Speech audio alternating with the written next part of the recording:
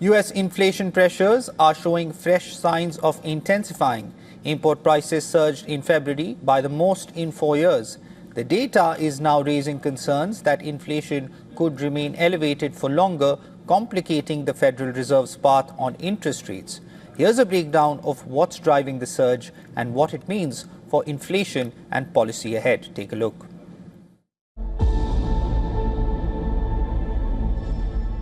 US import prices surged 1.3% in February, marking the sharpest monthly increase in 4 years and significantly exceeding market expectations. The rise was broad-based, driven not just by a rebound in fuel costs, but also by higher prices for food, consumer goods and core imports.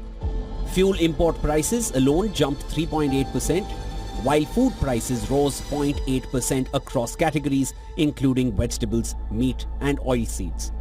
On an annual basis, import prices increased 1.3%, the fastest pace in a year. Core import prices, which exclude food and fuel, also climbed sharply. This comes even before the full impact of the Iran conflict, which is reflected in the data. The ongoing conflict with Iran is now feeding into inflation expectations, particularly through energy markets. Oil prices have surged more than 30% since late February, raising concerns of sustained cost pressures ahead. Economists warn that disruptions, including the effective closure of the Strait of Hormuz, could further push up fuel and shipping costs in the coming months. In addition, fertilizer prices are rising, pointing to further increases in food inflation globally. Businesses are already reporting higher input costs and passing them on to consumers. The surge in import prices is complicating the Federal Reserve's policy outlook.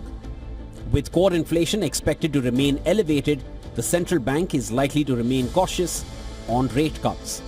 Markets are already dialing back expectations of monetary easing, with policymakers signaling a prolonged pause.